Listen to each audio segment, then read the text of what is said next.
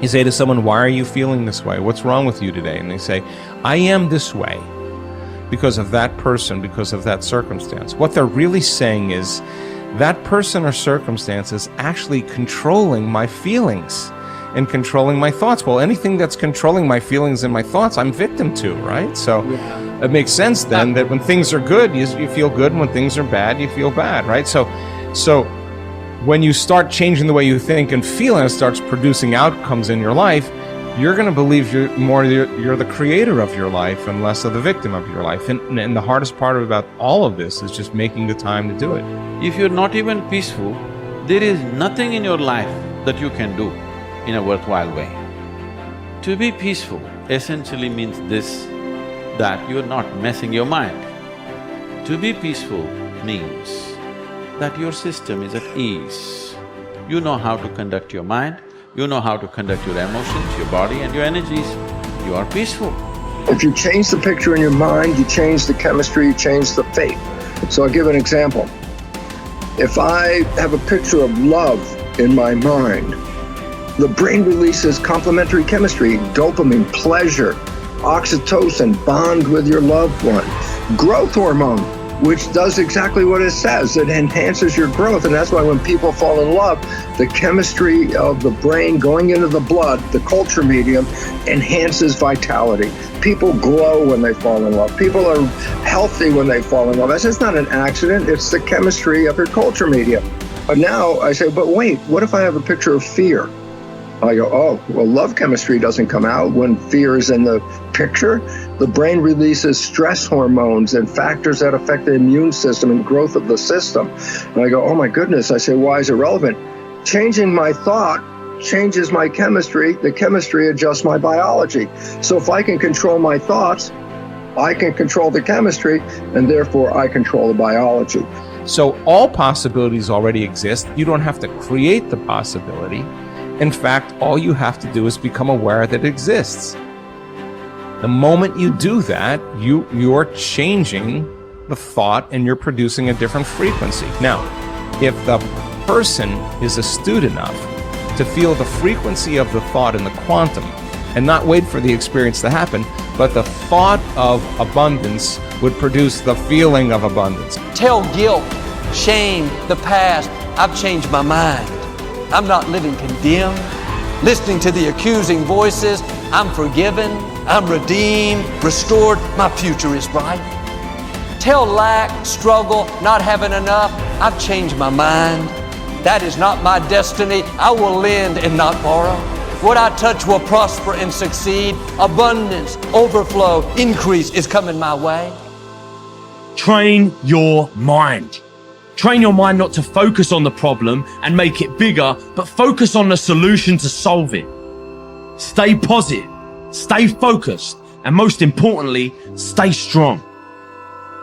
The way we've been using our thoughts are not necessarily productive. As a matter of fact, sometimes our investments of our thoughts are actually counterproductive because our thoughts create a reality that we then have to overcome. So basically it says that we must start to become aware of our thoughts. And why is this important? Because thoughts represent units of energy. Every time you have a thought, you use energy. Why this becomes relevant is, if I give you a checkbook for your bank account, you don't go down the street and just write checks to people like, oh, hey, you're a nice looking guy, here's $10 for you, and oh, here, little girl, go out and buy yourself a little car, here's $1,000 for you. And you don't give away your money. Why? Because giving away your money is giving away your life. So basically, you become very frugal when you have a checkbook in your hand. Now what I'm trying to tell you is this. You have an energy budget in your body. The energy is what keeps you alive. When you start using energy and writing checks where you get no return from your energy, then it's exactly the same as writing checks out of your bank checkbook and giving away your cash. So why this becomes important is the biology of belief reveals how our thoughts create our reality. And if you start investing in thoughts that are counterproductive, thoughts like fear, or what am I going to do, and how am I going to escape this problem, or how's this going to go wrong, and all these other kinds of thoughts that are negative kinds of thoughts, then realize this. You are actually not just using your energy for having these thoughts, But these thoughts are also what come into your reality. What you focus on with your thoughts, your brain will manifest as reality. William James from Harvard said, believe and your belief will create the fact. All things are possible if you believe. Well, you know, I studied for a long time. I started to study this book, Think and Grow Rich. And he talks about belief in here. He says, you're not ready for what you want until you believe you can get it. I found that the only two sources of reference we could go to find out anything about ourselves is science and religion. They all say you've got to believe. So I got figured out, how do you believe? How do you change a belief? Interesting subject, because I'm going to tell you something. Your results are nothing but the manifestation of your belief system. Well, our belief system, now listen carefully, is based upon our evaluation of something. And frequently when we reevaluate a situation, our belief about that situation will change. Let me repeat that. Our belief system is based upon our evaluation of something. Frequently, if we reevaluate a situation, our belief about it will change. I began reevaluating who I was. I started to study. I never stopped studying. And I found as I reevaluated, I had a much higher opinion of myself. I found out things about me that I would have never believed if you had told me. The power that's locked up within us, the marvelous system we've got. Do you know the blood circulates through your veins every 33 seconds, through hundreds of miles of passageway? Bang, just like that, clears all the food in and all the garbage out. Stop and think of the central nervous system. It's the most complex electrical system in the world. And you've got it. Think of your brain, an electronic switching station like that. You can change the vibration of yourself and everything around you. We have awesome powers, and it's all based on what you believe about you. Nothing is so embarrassing as watching someone do something that you said could not be done. People who embrace possibility thinking are capable of accomplishing tasks that seem impossible because they believe in solutions. When you believe you can do something difficult and you succeed, many doors open for you. Big thinkers are specialists in creating positive, forward-looking, optimistic pictures in their own minds and in the minds of others. If you embrace possibility thinking, your dreams will go from molehill to mountain size, and because you believe in possibilities, you put yourself in position to achieve them. The winners in life think constantly in terms of I can, I will, and I am. Losers, on the other hand, concentrate their waking thoughts on what they should have done or what they don't do. If you believe you can't do something, then it doesn't matter how hard you try, because you've already lost. If you believe you can do something, you have already won much of the battle.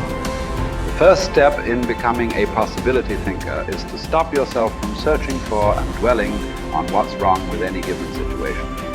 Sports psychologist Bob Rotella recounts, I tell people, if you don't want to get into positive thinking, that's okay. Just eliminate all the negative thoughts from your mind. Whatever's left will be fine. If possibility thinking is new to you, you're going to have to give yourself a lot of coaching to eliminate some of the negative self-talk you may hear in your head. When you automatically start listing all the things that can go wrong or all the reasons something can't be done, stop yourself and say, don't go there. Then ask what's right about this. That will help to get you started. And if negativity is a really big problem for you and pessimistic things come out of your mouth before you've even thought them through, you may need to enlist the aid of a friend or family member to alert you every time you utter negative ideas. One of the best ways to cultivate a possibility mindset is to prompt yourself to dream one size bigger than you normally do. Let's face it, most people dream too small.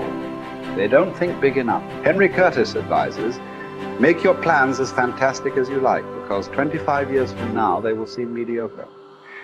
Make your plans 10 times as great as you first planned, and 25 years from now you will wonder why you did not make them 50 times as great.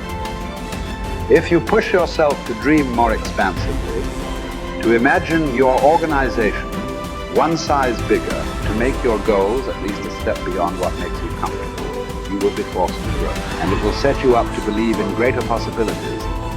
Most people want their lives to keep improving, yet they value peace and stability at the same time. People often forget that you can't improve and still stay the same. Growth means change. Change requires challenging the status quo. If you want greater possibilities, you can't settle for what you have now. When you become a possibility thinker, you will face many people who will want you to give up your dreams and embrace the status quo. Achievers refuse to accept the status quo.